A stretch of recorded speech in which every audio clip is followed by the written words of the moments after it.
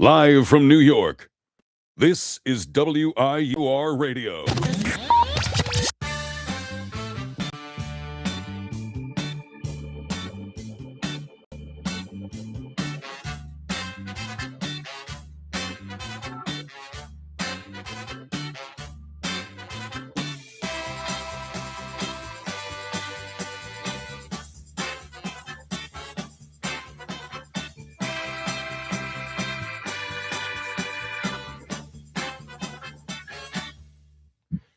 We have finally arrived at the end of the college semester. Hello, everybody. I'm Jason Adams, and welcome to the season finale of Gtss, Generic Talking Sports Show.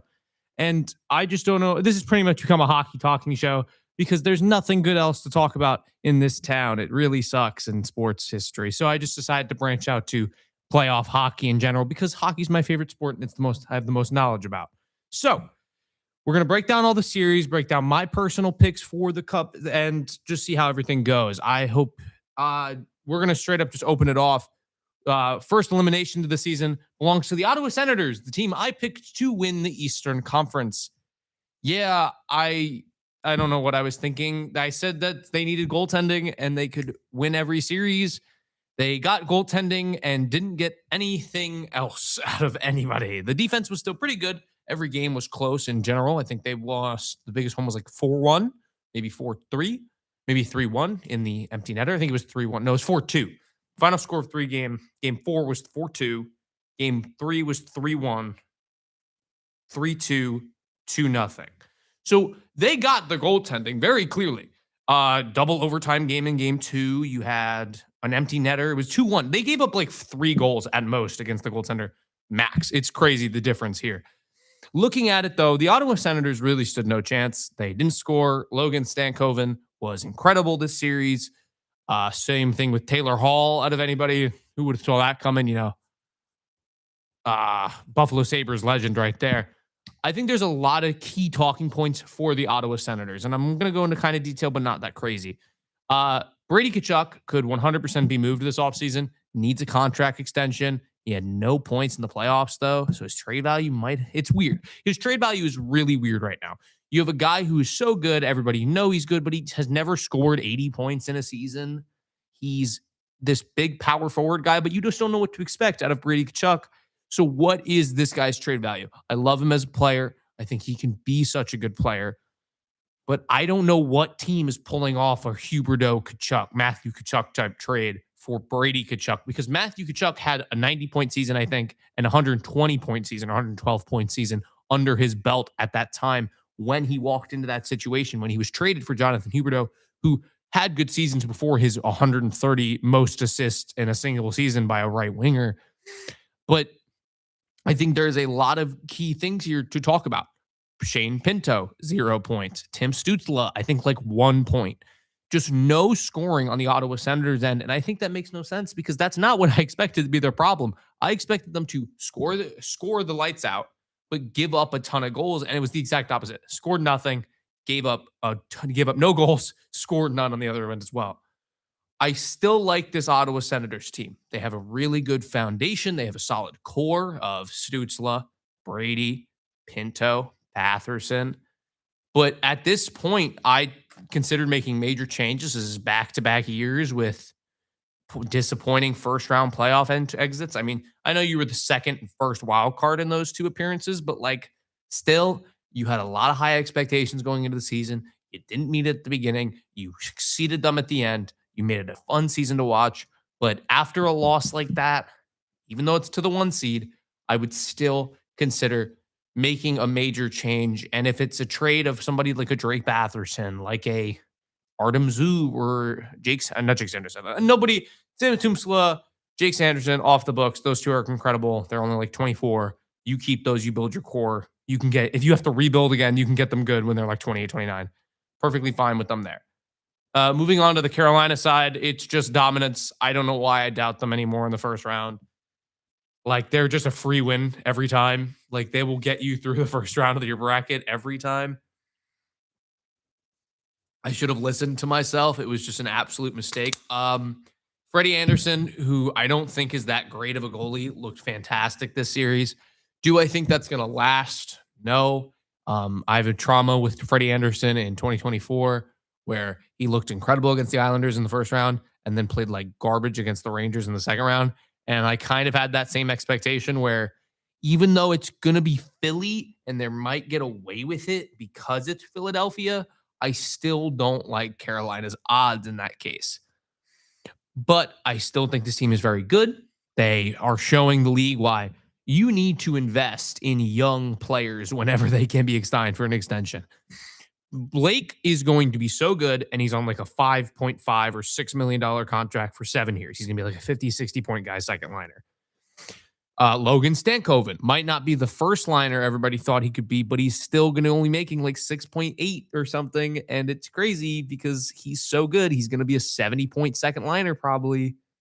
Like he's a fun yet fast winger that's perfect to build around.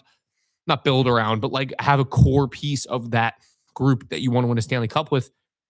This team is really weird. They've been weird, but they know when to sign a young guys. And they have a few interesting decisions with young guys. Alexander Nikishin needs a contract extension. Somebody else needs some young other player needs but they have so much cap space. This team is in such a good spot. And they, again, are making it to the second round, even though I'm sick of them seeing them go deep in the playoffs. They pretty much have a free walk to the Eastern Conference Final at this point. I don't see Philadelphia standing a chance. We'll get to them, though. I see Carolina going to the Eastern Conference Final and just losing in the Eastern Conference Final again to one of the Atlantic teams because the Atlantic is just a whole different beast right now, especially with one series. But let's jump to the other Metro series between the Philadelphia Flyers and the Pittsburgh Penguins, which I personally did not see coming. I picked the Senators. This is the worst part of my bracket. I picked the Senators in 7, swept in 4, Penguins in 6, almost got swept, probably going to lose in 5. So the Metro side of the bracket, not looking too great, but everything else we'll get to.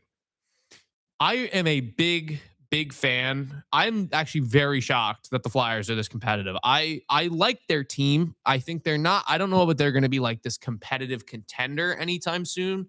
I mean, Porter Martone looks incredible. Like this guy had 2 goals in 2 games for the first start of the playoffs. I don't know if he has had any for the rest of the series, but this guy's so good. He's 19 or 20 years old. He's going to be so good. Like they have a special one in Philly, but they have so many young wingers. You look at that. Oliver Bonk, Denver Barkey. You have Konechny still. You have, I think, Couturier is a center. You just have Matvei Michkov, Trevor Zegras is a center. You have so many young wingers that you like. It's starting to get really filled. And I do think Michkov and Mortone are on a whole different level than the guys I mentioned there. But what is this team going to be with the really weird center core they have in Couturier, Zegras, who has had a good career year, but like, can you really trust him there? And the shaky D core of like Travis Sanheim is your best player. Like Travis Sanheim's your best defenseman with, I mean, Jamie Drysdale, which what a trade that horrible trade was because we're going to get to the Ducks series later. This Philly team is fun. It's exciting, but I really don't know why I didn't pick them. I've never been the biggest fan of Pittsburgh the entire season. I thought they were like a really weird team because this team has this weird, like, they got career years out of almost everybody. It's like crazy. Anthony Mantha scored 33 goals. I don't know. Has he ever touched 20 before this? Like maybe 20, like never close to 30. He scored 33 goals. Justin Brazeau had like 40 points or something. Ben Kindle is an 18-year-old who came out of nowhere and was like the 14th pick in the draft. Like this team exceeded expectations, not to mention Crosby had a great season as always. Carlson looked like a great, like just rejuvenated his career here. It is an interesting case. Malkin had an incredible year. This team was due for regression, and I think we're just seeing it at the worst possible time, aka the first round of the playoffs. This team had a lot of hot players. I mean, we're talking about Stuart Skinner in playoff net and Artur Shilovs, who was a backup goalie, who was a AHL starter last year and is like 24, 25 years old. This team was due for regression. I saw it for the entire time, and I still picked them in the first round. That's my stupidity right there. Straight up, my fault entirely. I don't know what I was thinking. I have never liked Pittsburgh this season. I shouldn't have picked them, but here we are. I can't change anything, right? So that's probably those two are my worst picks. 100%. I mean, like, I don't know what I was thinking. Stupid me. But I think my Atlantic picks are much better. And we'll jump to that right now because I have to just get off the Pittsburgh Penguins because these two series pisses me off. These teams should have not lost in 4 games. I cannot do this. But moving on to the Buffalo Bruins series who played yesterday. Buffalo looked incredible. They've looked good, even though that first game was first game was amazing. Down 2-0, like 13 minutes into the third, score 2 early, get 1 late, get an empty netter. Place was incredible. What an atmosphere. They deserve so much there. I'm personally rooting for Buffalo, even though I only have them going to the second round. I'm a big fan of Buffalo this year. I think they'll go far. They look good. Josh Doan, Tage Thompson, Rasmus Dahlin. Their core is stacked. This team is still young. I think the inexperience will get to them eventually, but it will not cost them in the first round. Boston, on the other hand, I've never been a big fan of. Again, this is another team where it's like, dude, you're due for regression at this point. Victor Arvidsson had 50 points. Morgan Geekie had 30 goals. I don't know. He's been a good player in the past, but like, these are the guys we're talking about having career seasons again and again, are good seasons that are not going to last. You stole a game in Buffalo, and that's good, but this team is not good. And I do not understand why I thought, like, I didn't think them. This is entirely the position. I picked Buffalo in 5 or 6.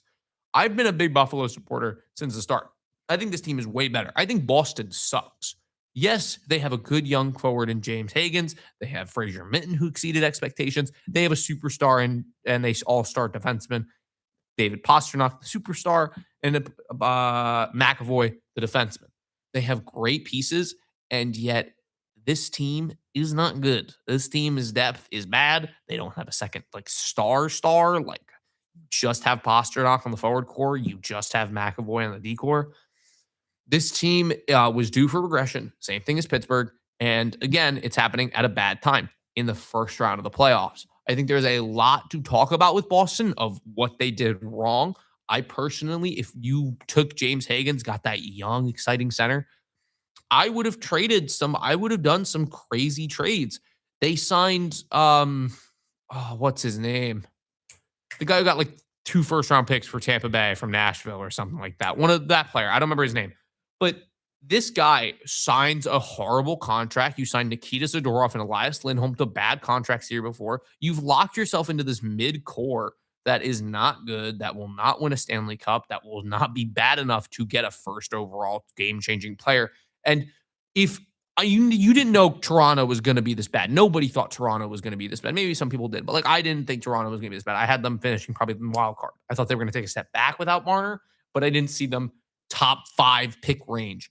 You have their pick. If Boston was like 500 at the deadline, I see them selling a bunch of pieces and just trying to tank again because that's the smart decision. If you get gifted this chance of stealing Toronto's pick, you can get the 7th pick or the 6th pick out of Toronto and get your own top 5 pick. That's huge. That's 2 top 30 prospects, top 40 prospects in the National Hockey League right there, depending on who you pick. But like, that's huge. That you could get like right now, Caleb Malhotra, he's a forward center, but you have like Chase Reed, Keaton Verhoff. I'm not saying the Stenberg because I don't think they'd be that bad, but like those top 5 guys right there, other than McKenna and Stenberg, you have Malhotra, Stenberg, not Stenberg, Verhoff, Reed, Carols, even like no, just that 4, like that 4, and then like Tynan Lawrence, if you feel like crazy. This team had such a good chance to get that top 5 core, like get this young up and coming team. And then, hey, you see this, if you get these top 5 picks, you sell again, you suck in the 2027 year, you got another year of great prospects in DuPont, Alexi Joseph, who else? Jackson Jacobson. You have a bunch of other prospects that I can't think of the top of my head, but like I'm just thinking of those 3 specifically. This draft looks really good, and this next draft looks even better. And I think they've taken the wrong steps. I think they've gone in the opposite direction. They tried to be good and not bad. They made the playoffs. Cool. I would not want to be in that position. I think they're kind of not going to, they're never going to be in this no man's land where like, oh, you're going to miss the playoffs, but you could make a round. You're not going to win a round though. That I could see them winning a round because Swayman, I didn't even mention Jeremy Swayman, but like he's so good. He's a anchor that can carry you through a series. He almost carried you through game one. He got you through 2.5 periods of game one and was still winning the game. But then he gave out and then he gets pulled in game four after giving up 6. And then he like curses out the Boston coach. It's an interesting situation there in Boston. I have no idea what they were thinking. I think they should have sold, tried to suck 2 more years, then take another step and win again. Because what do you do? You're never going to find those diamond in the roughs like you did with the Bergeron, with a Marchand, with a Pasternak, a late first. Like these guys would go early in the drafts now. These are entirely different players, entirely different situations. Yes, we'll still see late draft steals, but not to the level of like Boston got away with. But moving on to the final series in the East Coast, and it's the best one by far. Top 2 in this entire playoffs. We have the Montreal Canadiens versus Tampa Bay Lightning. And so far, my prediction does look pretty okay. I picked Tampa in 6. I could see that series going 7 or go 6 either way. Like at this point, either team could win. This has been the most exciting series other than I think Minnesota-Dallas. I think Minnesota-Dallas has just had high quality games other than game 1. Actually, now that I'm thinking about it, Tampa and Canadians have had all high quality, just like close 1-goal games, 3 overtime games. I thought we were getting a 4th one. Tampa took the lead and won it in regulation last game 4. So that's exciting. But this series has been a joy to watch. I'm having so much fun. The Canadians are this hungry young team they're going to be so good for so long. Suzuki, Caulfield, Slavkovsky had a hat trick in game 1. Lane Hudson, Caden Gooley is like 24. You guys still have prospects like Demidov. I didn't even mention Demidov. Oliver Kapanen, Zach Bolduc, Noah Dobson. This team is so good, so young. Didn't even mention the goalies in Dobish and Fowler, who have stood on their head for the Canadians. This team is young. It's exciting. They're going to be good for a long time. But I still think Tampa is going to win this series in 6 or in 7. You know, funny. I don't see the Canadians really standing that chance because of the veteran experience, even though Kucherov's been very bad if you look at it in recent playoffs. I know he's played Florida for 2 years in a row, but this guy has really been a playoff disappearer since that 2020 and that fake 2021 year. I'm still so pissed about that, putting him on IR. But I think there are a lot of talking points to be had with this series.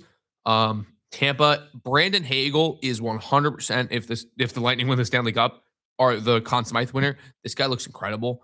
I mean, I think he was on the ice other than last night for every single goal that Tampa had scored up to that point. And then he scored another one last night. He set like 5 goals in 4 games. It's wild. This guy's so good. And they got him for a first-round pick.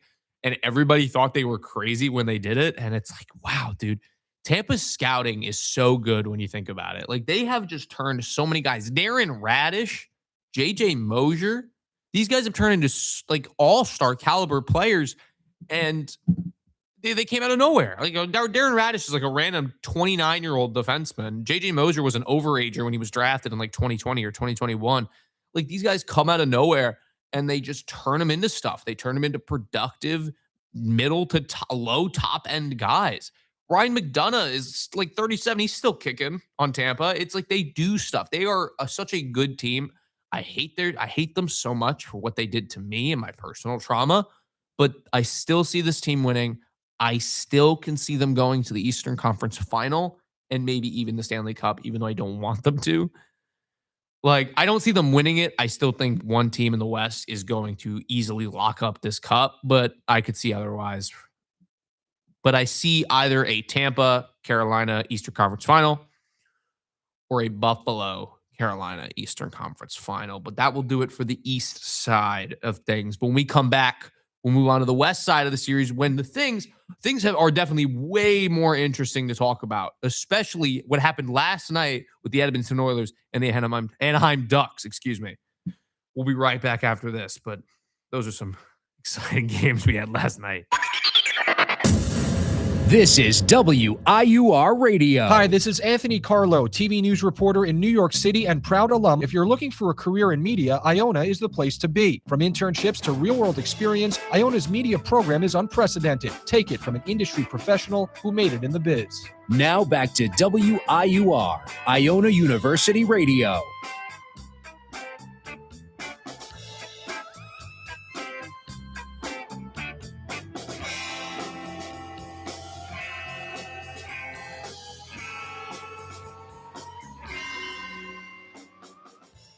We move on to the west side of the bracket, where we'll start off with the most boring but most predictable series. It's the Colorado Avalanche versus the LA Kings. Now, I will give the LA Kings credit for Kopitar's retirement year.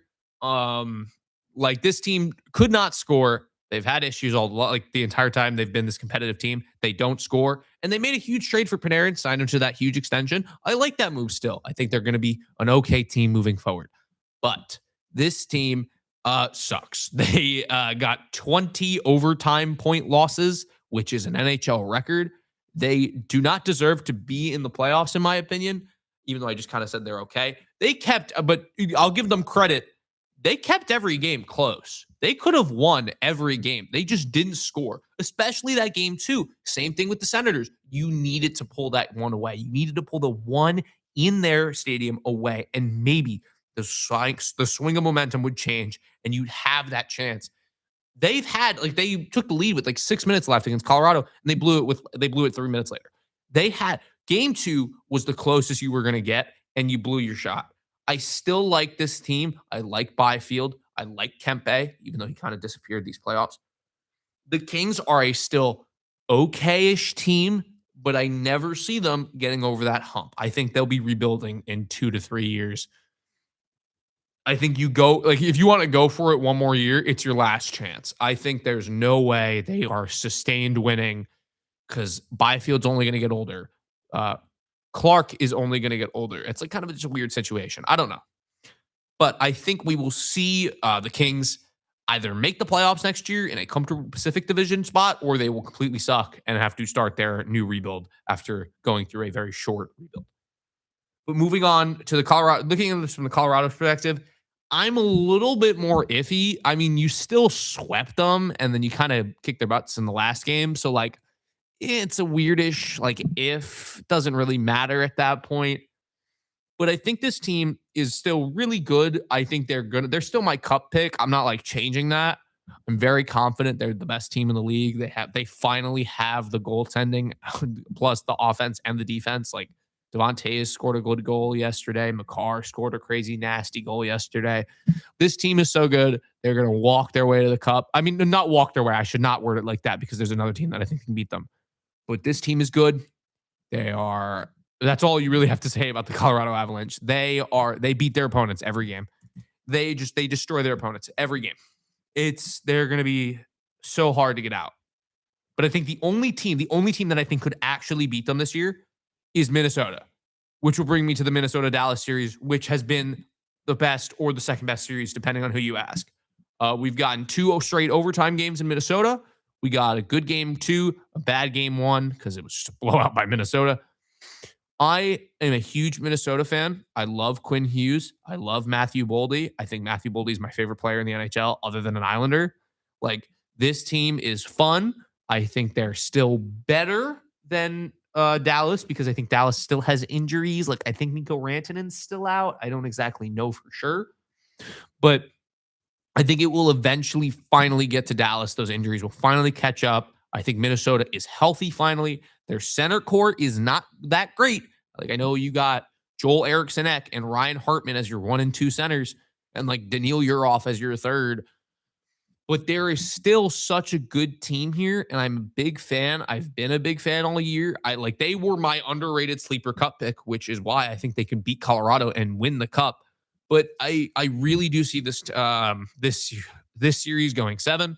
There's no other way, and I see it flipping. Whoever gets it, I think it's gonna be one lucky bounce that decides this Minnesota-Dallas series. I think both teams can win the cup.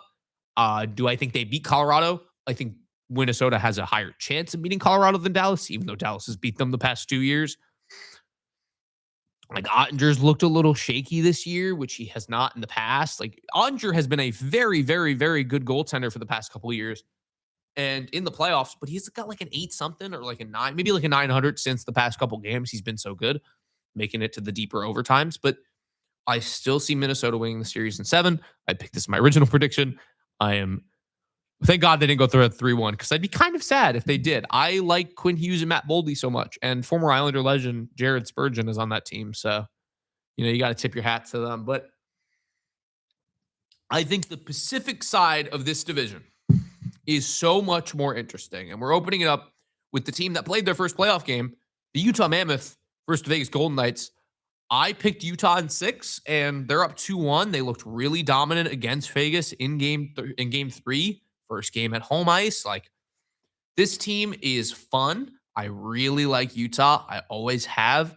I have them going to the second round against the Ducks, who we'll get to. Which, like, these two next picks are probably going to be my best picks of my entire bracket. I really like Utah in the future going forward, but I think their decor is a little worse and their forward depth is not great. I still like, and their goaltending is a little questionable. I know Vejmelka had the most starts in the National Hockey League this year, and they've looked just, both games were very close in game 1 and 2, and then you had the blowout in game 3. I really like Utah going forward. And on the Vegas side, I am not a big Vegas fan. I've never been. I don't think anybody other than a Vegas fans are like the Vegas Golden Knights with all the stuff that they did with Leonard.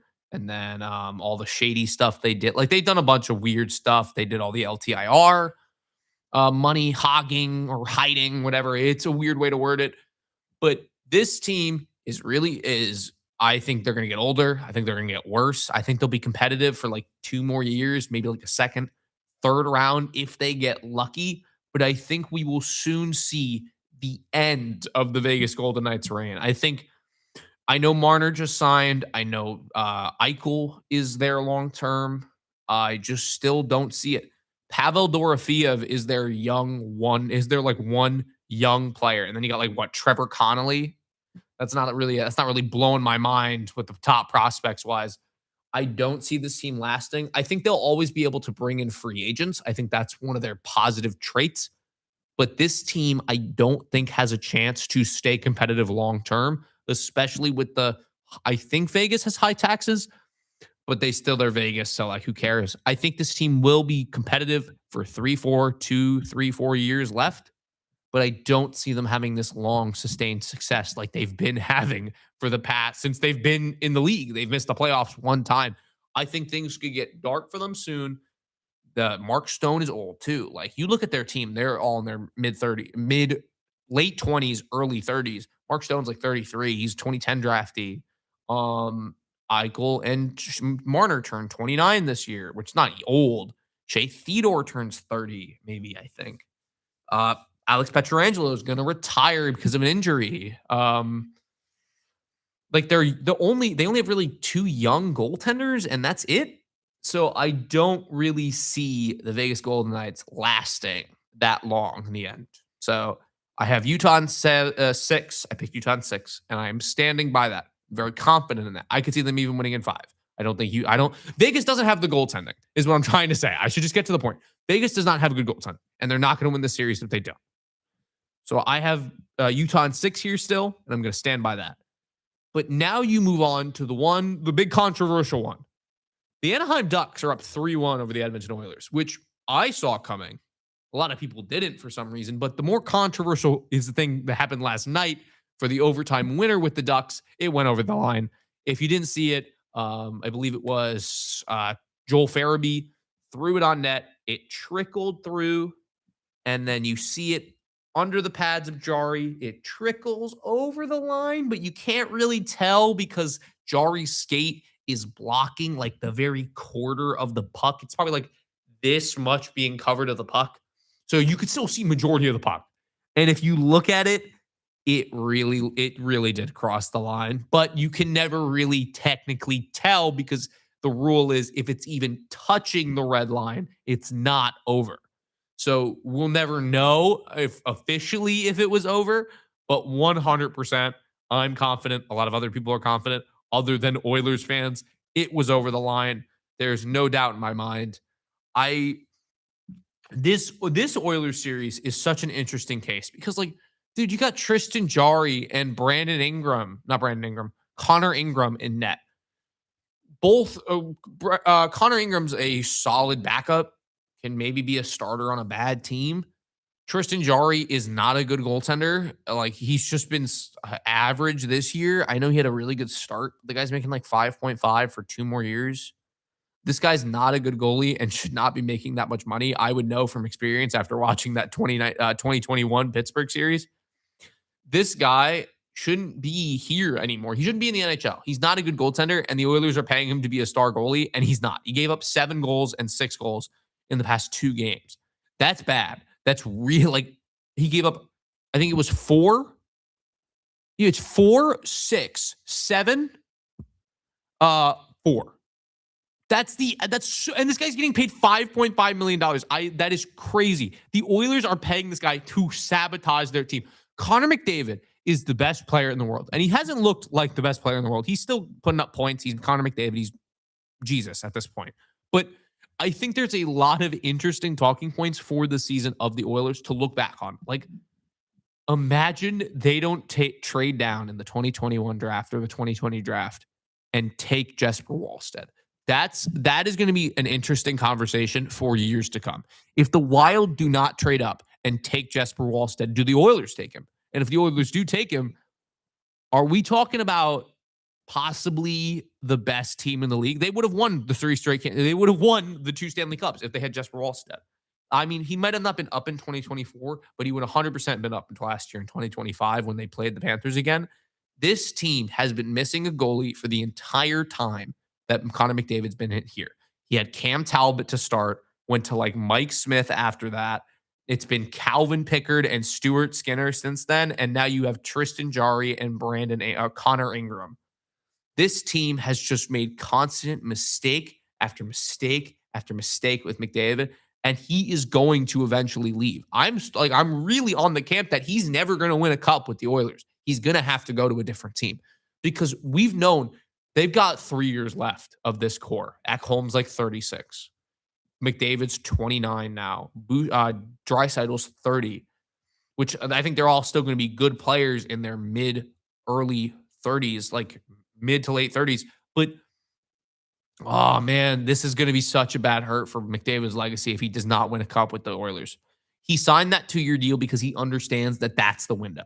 He's got 2 years left, and then when he gets to free agency, it won't matter. He'll still make 19, 20, 21, $22 million a year. Like, this guy is still going to make bank whenever he's a free agent, no matter his age. He's so good. He's been the best player in the world for years.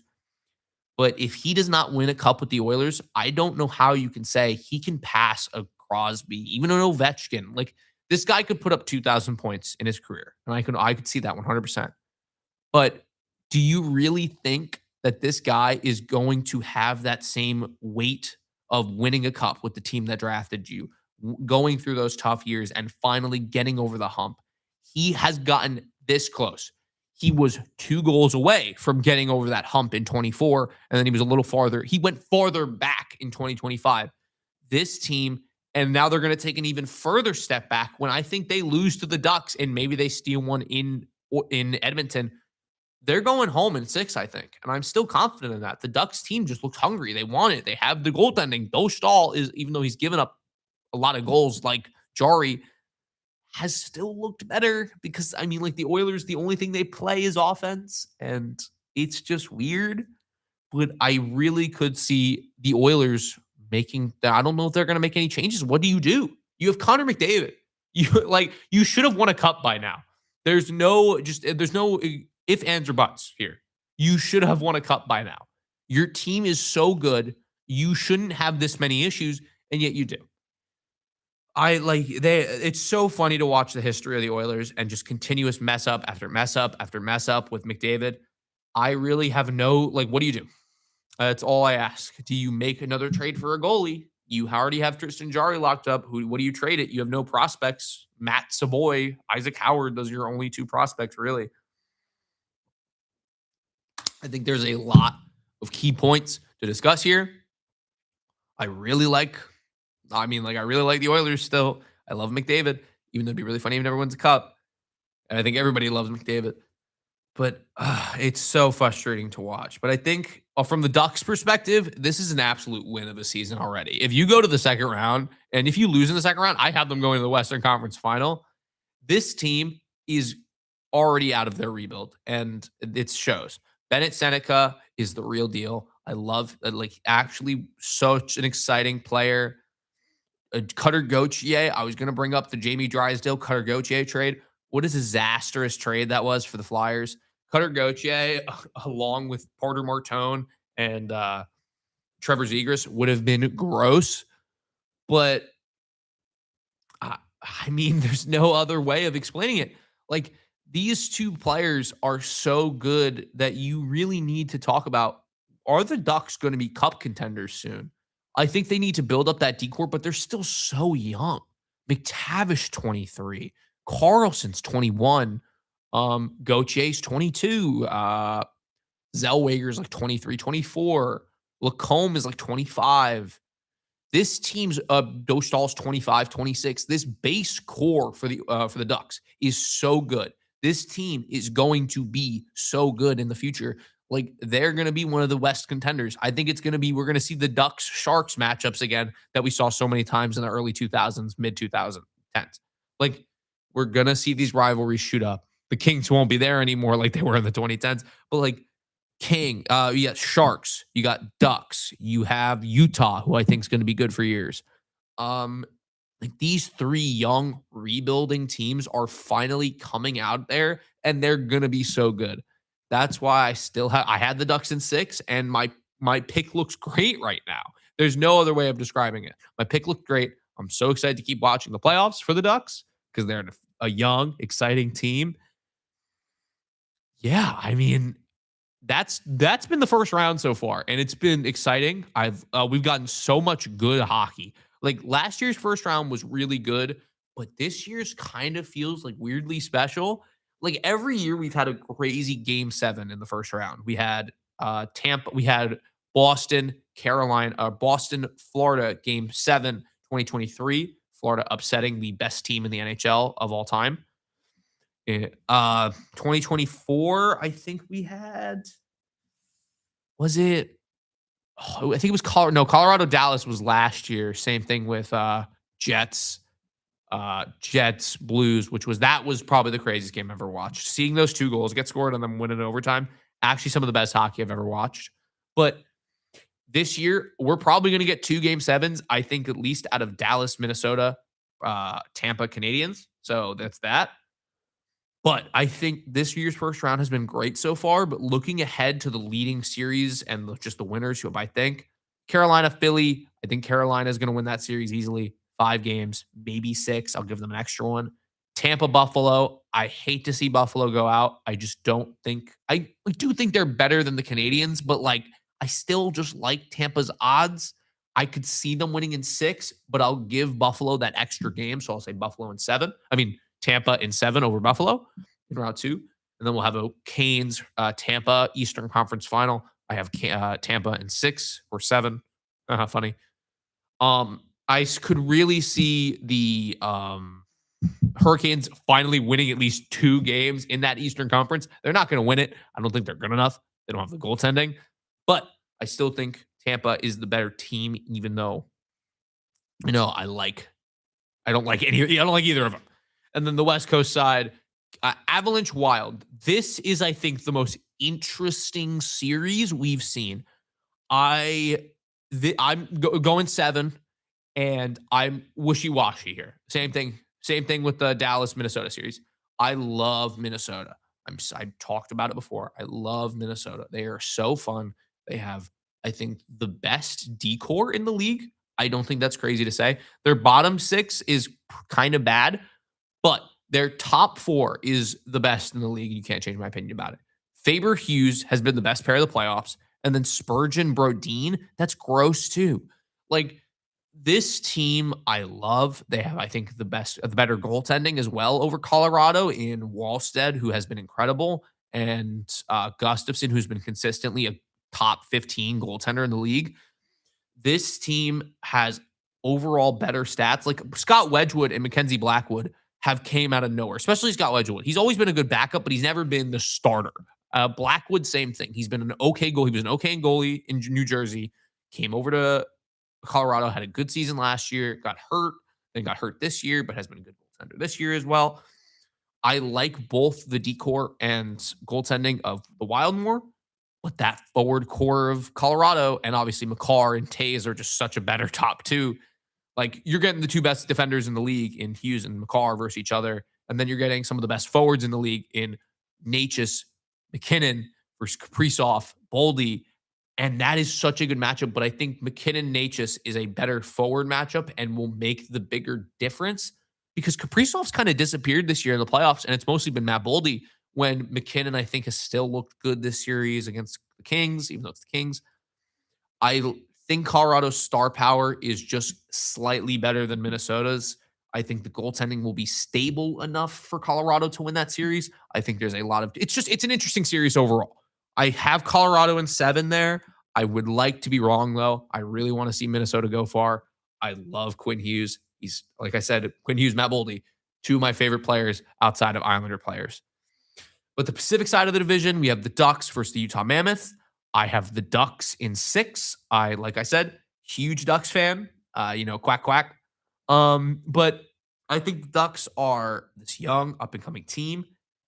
Utah's looked better against Vegas, but I think the Edmonton Oilers are the better team than the Golden Knights.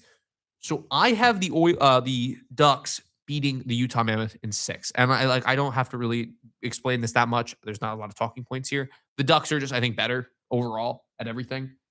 Maybe goaltending. Dostal's been a little weak. Vemelka's been one of the best goaltenders in the league this year. So I think there's a lot of interesting points in this series, but I have the Ducks because I like their forward core more and I like their D core more, even though they're all younger players overall. But we have our Western Conference final matchup between the Colorado Avalanche and the Ducks. This was my matchup from the beginning, and I'm proud to say it's still on pace. I have Colorado in 6. I think the miracle run for the Ducks finally ends here. I'm giving them 2 games because I still like them so much. But realistically, I could see that going 5 or 4. Maybe if it's 6, maybe 6. The excuse is they're tired after that long, grueling Minnesota series, even though they're getting so much rest before the next series when they have to play Minnesota or Dallas. So I really can't decide what I'm doing here. I'm picking Colorado easily. And my Stanley Cup final is going to be boring Colorado Tampa, which many people have had for the past 4 years. It's never come true, and it probably won't come true again. And I'm okay with that. I hate Tampa. Just don't be Carolina either. But man, I really can't. I just can't see anybody beating Colorado past Minnesota. Like if Minnesota doesn't beat them, I think they have a free walk to the cup at that point. But yeah, that's my bracket. Again, a post-update bracket, I would say. Kind of the same picks. I've not changed anything. I can't really, right? It's been so much fun to watch these playoffs, and I can't wait for them to keep unfolding. But I think that's going to do it for this season of GTSSS. I still have a lot of work to do myself. As you can tell, I stutter a lot. Don't have clean scripts all the time. But it's always fun to talk about mostly hockey at this point. Probably should just do a little rebrand, It's generic talking sports show, just change it to hockey or something. But that will do it for me for this episode and this season of GTSS. I hope you enjoyed, and I hope to see you all next semester. Goodbye.